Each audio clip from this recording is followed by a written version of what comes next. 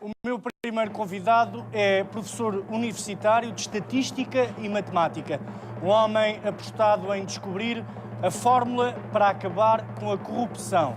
É uma espécie de um Ajax que este país precisava. Senhoras e senhores, é uma honra recebermos no Sofá do 5 o professor Paulo Moraes.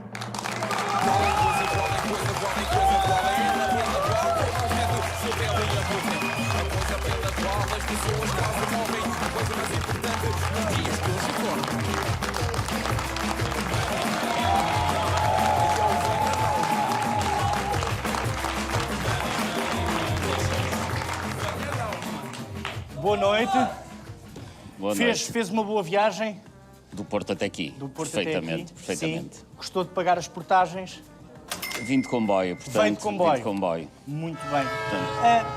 O doutor professor Paulo Moraes é das vozes mais afinadas para aquilo que nos devia acontecer enquanto nação, que era transformarmos-nos num povo melhor, mais são.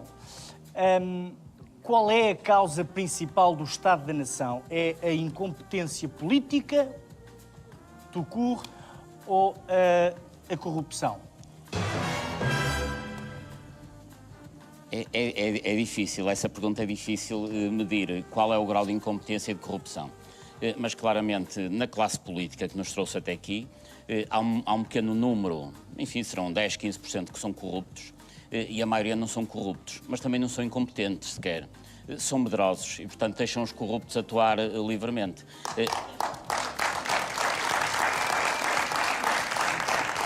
Sabe que nós temos uma classe política que é, de facto, enfim, que foi reiteradamente trabalhando na corrupção e ao longo de muitos anos, nomeadamente a nível do Orçamento de Estado, houve muita gente apostada em canalizar recursos do Orçamento de Estado, 5, 6, 7% todos os anos, para um conjunto de grupos económicos e, portanto, estão lá para isso, é essa a sua função. Estão lá para garantir que um conjunto de grupos económicos fica com 6, 7, 10% do orçamento de todos os portugueses.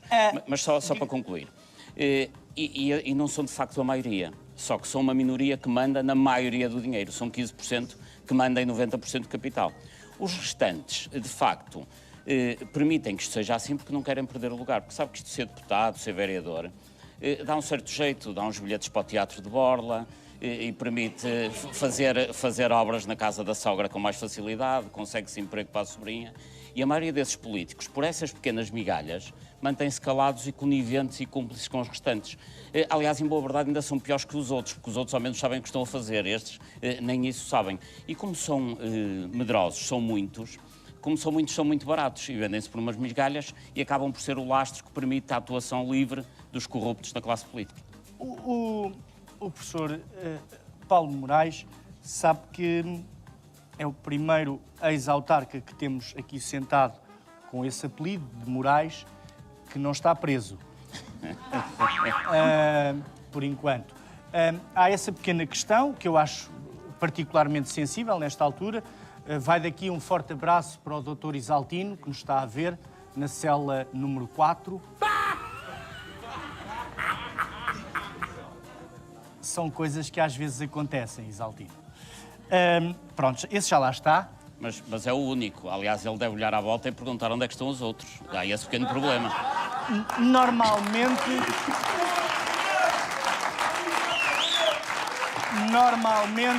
Deixe-me só dizer, em Espanha, só num processo de urbanismo, que se chama Malaya, porque começa em Málaga e acaba em Ayamonte, estão presas 120 pessoas, 120 autarcas. Em Portugal, pronto, há uns dias, já é um bom começo. Curiosamente, era considerado até aqui, pelo seu trabalho muito positivo em algumas áreas, o melhor autarca do país, ou autarca modelo. Portanto, nós até aqui somos espetaculares. Portanto, vai de cana quem? O autarca modelo. É extraordinário, não é? Portanto... Sabe que isso é um sintoma de que a população está tão decepcionada com a classe política, começa a achar que todos roubam. E, de facto, eu tenho uma outra característica, que é sou dos poucos ex-vereadores de urbanismo em Portugal que não é milionário. Que normalmente ser vereador de urbanismo implica ser milionário ao fim de 2 ou 3 anos. Agora, o que acontece com esse autarca e com outros é que a população está tão decepcionada quando começam a achar que todos roubam, pensam, ok, este rouba, mas pelo menos faz. Aliás, que é É a um desculpa, slogan, não é? Era um slogan muito usado no Brasil por alguns governadores e ex-governadores, o Admar de Barros. Aquele bate na mulher, mas trata de dar de comer aos filhos. Aliás, o Admar de Barros foi eleito governador no Brasil e os cartazes diziam exatamente Admar de Barros rouba, mas faz. Aqui ainda não tiveram lata para fazer isso, mas está quase lá. Quase lá. Estamos quase.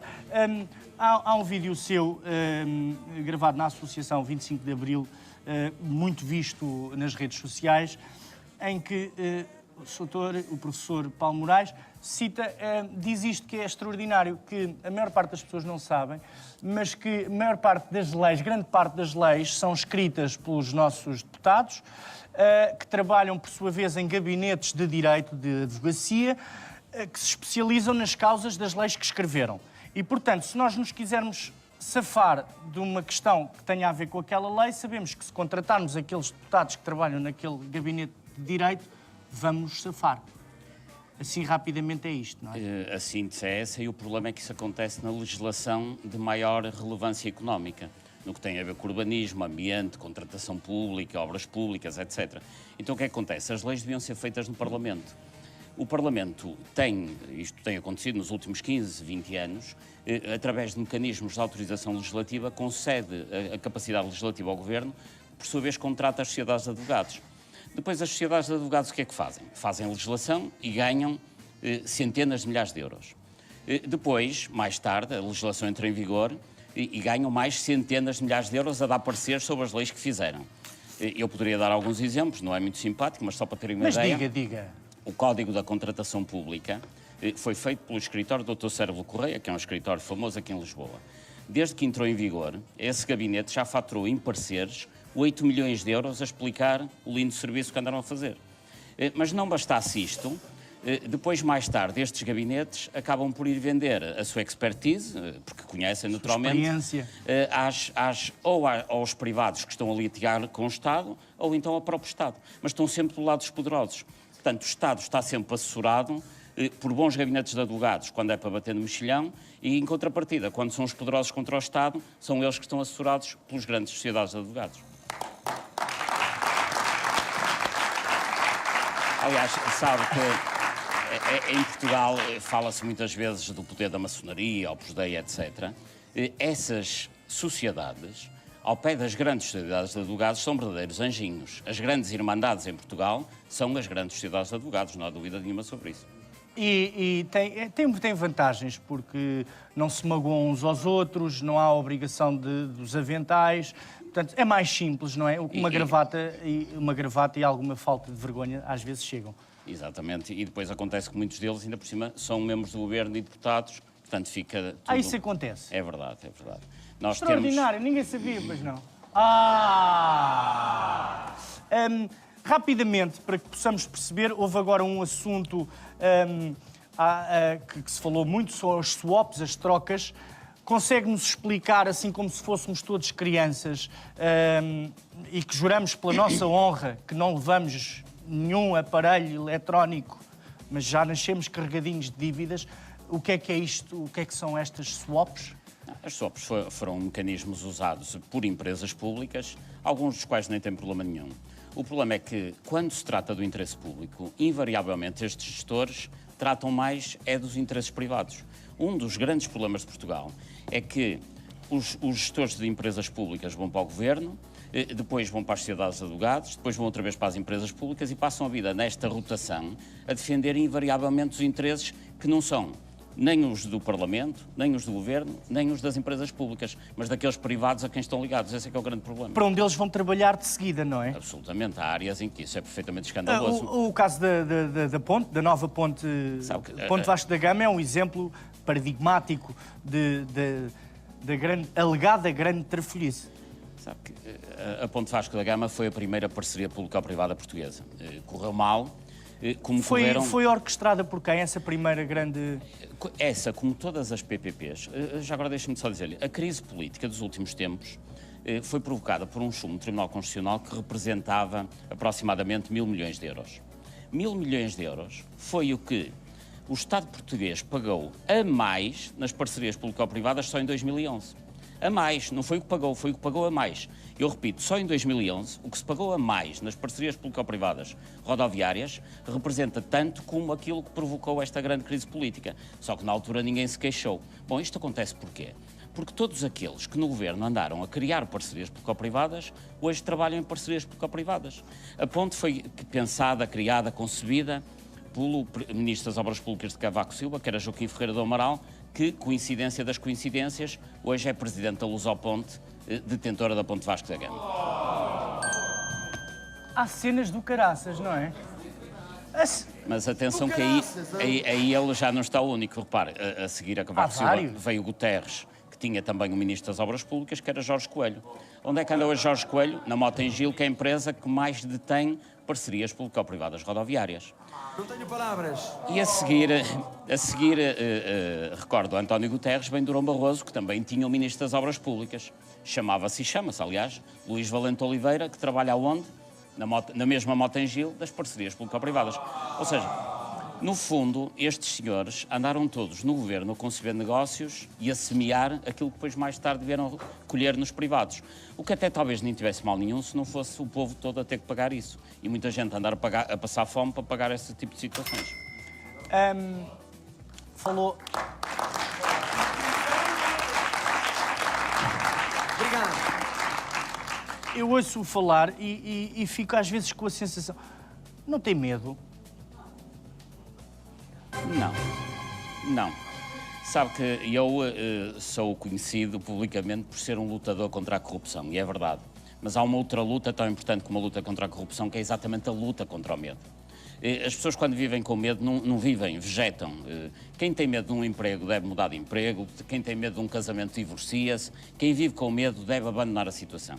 E por isso é tão importante lutar contra a corrupção como lutar contra o medo, porque eu não quero que os meus filhos vivam num país onde têm medo de respirar, que é o que acontece infelizmente hoje. Por isso, eu não só não tenho medo, como acho importante lutar contra o medo.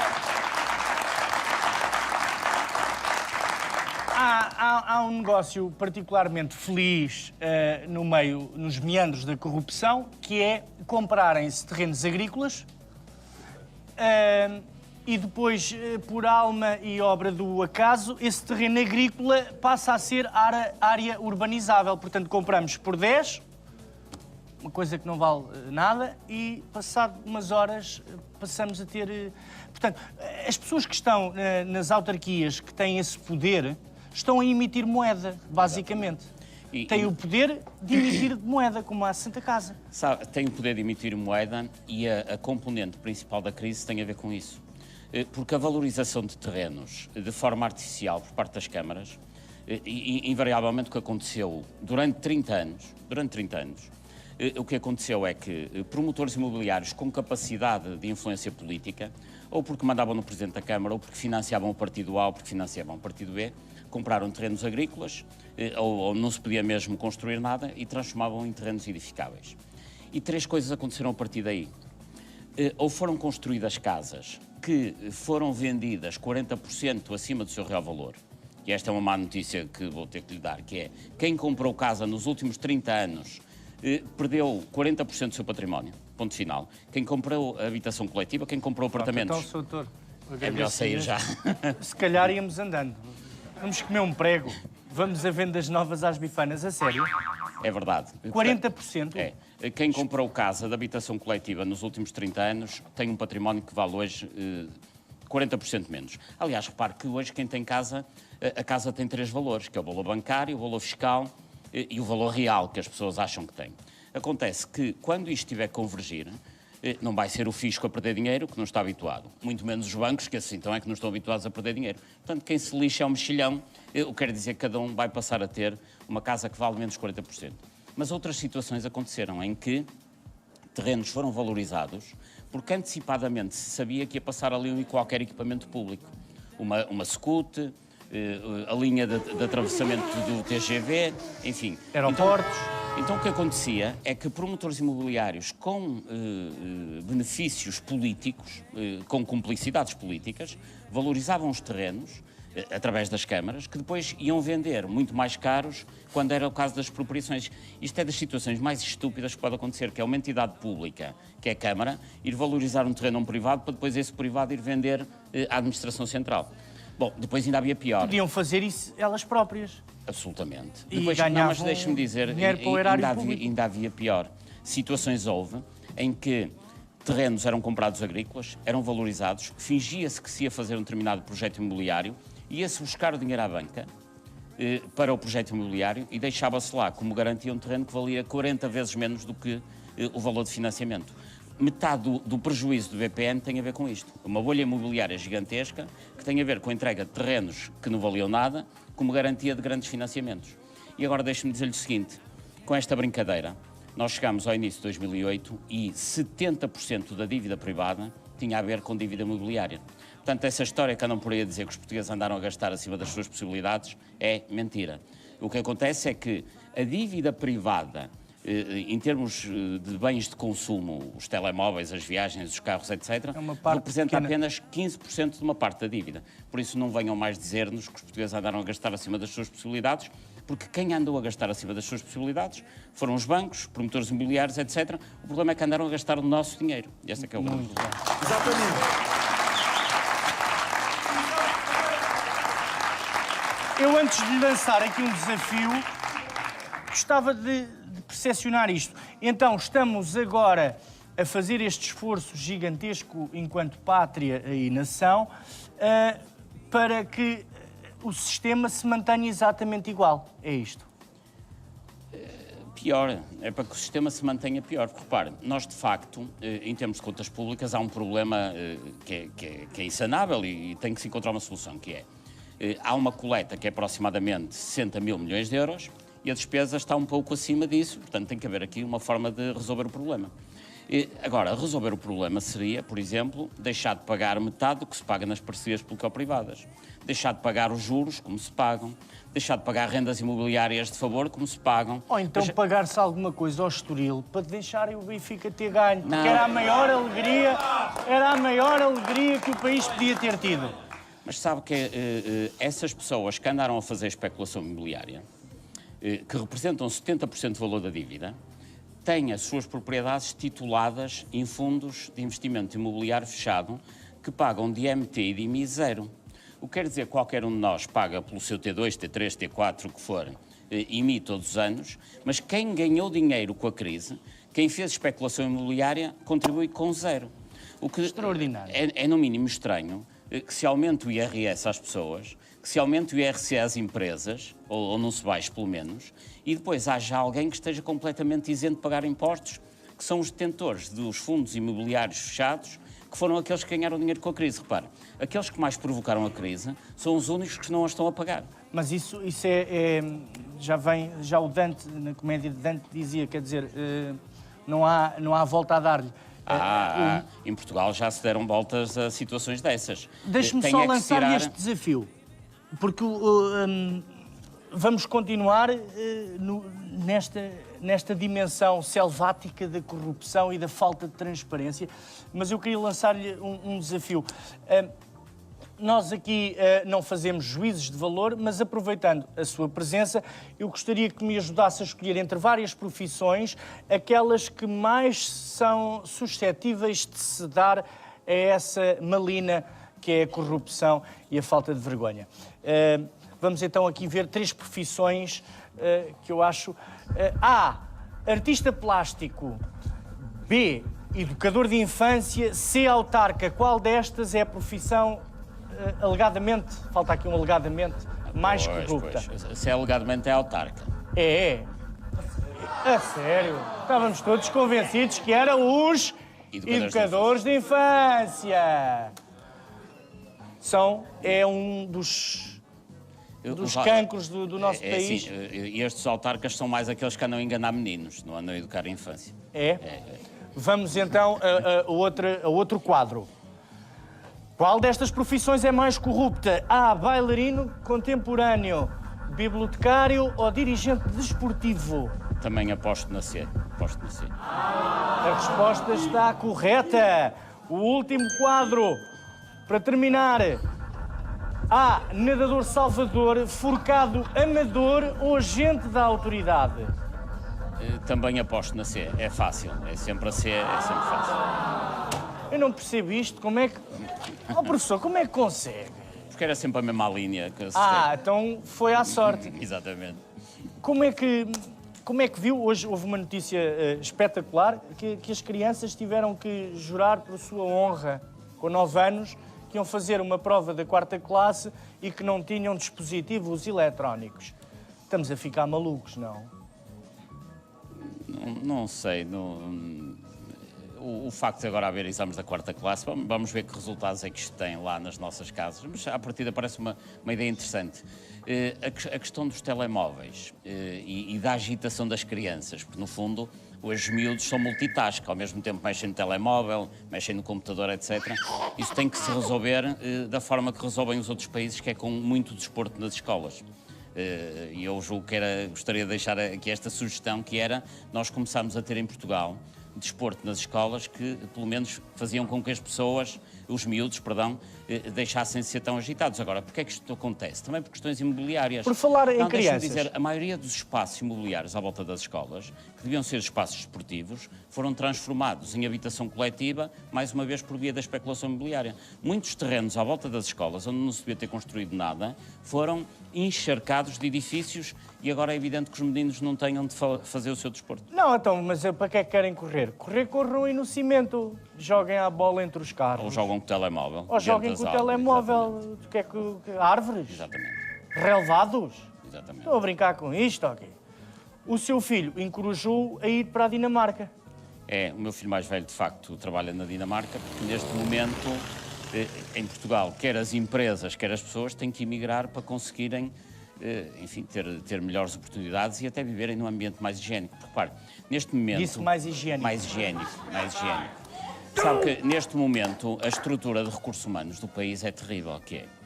Nas áreas metropolitanas de Porto e de Lisboa só têm emprego garantido, a não ser aqueles que são altamente qualificados, enfim, há exceções.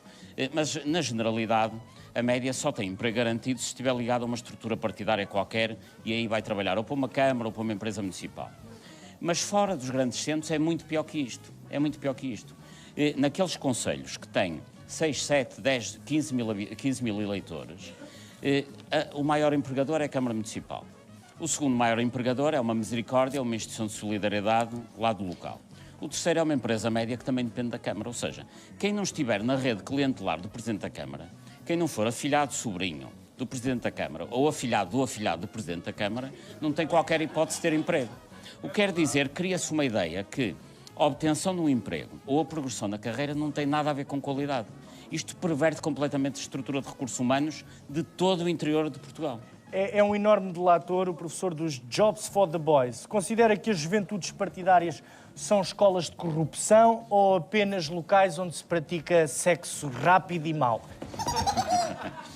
São, infelizmente, escolas de corrupção e pior, há lá muita energia. Se muitos desses jovens que são tão competentes a organizar jantares, a colar cartazes, a fazer campanhas eleitorais, se usassem essa energia para trabalhar, daria uma grande produtividade ao país. É evidente, o problema é que depois, como eles têm competência para colar cartazes, andar de megafone e organizar campanhas eleitorais, quando são colocados a diretores de empresas, dá mau resultado, porque só por coincidência, um bom colador de cartazes é um bom dirigente de uma empresa. Sim, mas... Às vezes acontece, mas é raro, naturalmente. Porque, sabe que Estamos numa altura, desculpe interrompê-lo... Mas deixe-me só concluir esta ideia, peço desculpa. É que a corrupção tem este duplo problema. É injustiça no acesso à função. Portanto, a corrupção é negativa por isso, mas depois é negativa também porque há um grande dano económico. Se eu coloco alguém incompetente num lugar, é evidente que ele vai... demorar o dobro do tempo. E vai desempenhar mal a sua função e vai provocar um prejuízo a toda a estrutura onde está incluído. Portanto, a corrupção tem esse duplo dano, que é uma injustiça no acesso à profissão e depois é um dano económico que provoca porque exerce mal a sua profissão. Estamos a viver uma altura, o nosso Facebook começa a ficar inundado de uma mensagem extraordinária, antes de lhe dizer qual é, porque é assustadora, verdadeiramente, que é vá para o governo. assuma um cargo político, eu acho que não se meta nisso, se quer o meu conselho. Até porque é capaz de começar a ganhar dinheiro e depois desinteressa-se por estas merdas e perdemos um ótimo convidado. Não, eu mas deixe-me dizer-lhe isto. Já passei por essa em que prova. ponto já agora passou pela dizer. política. Mas deixe-me só interromper. Agora vou eu firmar aqui a minha posição. Estamos numa altura em que se ouve falar em 600 mil milhões, 1000 milhões. As pessoas estão fartas, estão tão absolutamente cansadas de ouvir falar em valores que não sabem sequer a ordem de grandeza dos mesmos. Perdemos aqui um bocadinho o fio à meada. Tenho a sensação de que as pessoas estão completamente exaustas e sem ver a luz ao fundo do túnel. Ou se virem a luz ao fundo do túnel, é o comboio a vir para cima delas. De forma, que mensagem é que um homem como o Paulo, otimista por natureza, porque uma pessoa que se dedica a esta tão nobre causa tem que ver uma luz. Que luz é essa, Paulo? Onde é que nos podemos agarrar? Onde é que eu acho que nos podemos agarrar? É nós próprios. A melhor forma de cada um contribuir para o combate à corrupção é, em primeiro lugar, ser militantemente sério. Em segundo lugar, censurar os corruptos. Sabe que a Operação Mãos Limpas em Itália surgiu porque houve ali, enfim, muita gente na classe política que também já estava farto daquilo, do poder da máfia sobre a democracia cristã e sobre o Partido Socialista. Houve uma geração de juízes, como o juiz Falcone, Di Pietro e outros, mas, sobretudo, porque na altura em Itália havia um ambiente social que censurava a corrupção. À época, quando um corrupto, um político dos que personificava a corrupção, entrava no restaurante, atiravam-lhe com moedas. Portanto, havia uma censura social à corrupção. Em Portugal isso não se passa ainda. Mas espero que se passe rapidamente e que lhes atirem com moedas, pelo menos enquanto há algumas moedas. A não ser que se... A solução, se calhar, passaria pela malta corrupta vestir-se de parquímetro. Porque são os únicos que ainda levam com umas moedas. Não, eu acho que faz todo sentido que essa censura social passe a ser verdadeiramente instaurada. É esse o caminho. O chique espertismo tem de terminar. É esse o caminho que faça com que a corrupção comece a diminuir, porque a corrupção não acaba de um dia para o outro, obviamente, nem aqui em lado nenhum do mundo isso aconteceu. Agora, o que não pode acontecer... A corrupção é como a barba, não é? Se a gente não a fizer, está sempre a nascer, pumba, pumba, está sempre pumba, a crescer. Pumba, pumba, não, pumba. e em Portugal, é assim, Portugal, em termos europeus, tem atrás de si, em termos dos rankings internacionais da corrupção, apenas a Grécia e a Itália. Isto é gravíssimo. Ou seja, atrás de nós está apenas a administração pública grega, que está completamente desestruturada, e os italianos que ainda têm a influência das máfias. Olha, por falar em máfias... Mas deixe-me dizer-lhe... Não, tenho mesmo que o interromper, porque falou, é o termo mesmo certo, falou em máfias. Os meus próximos convidados são... Paulo, em 30 segundos, uma mensagem de esperança.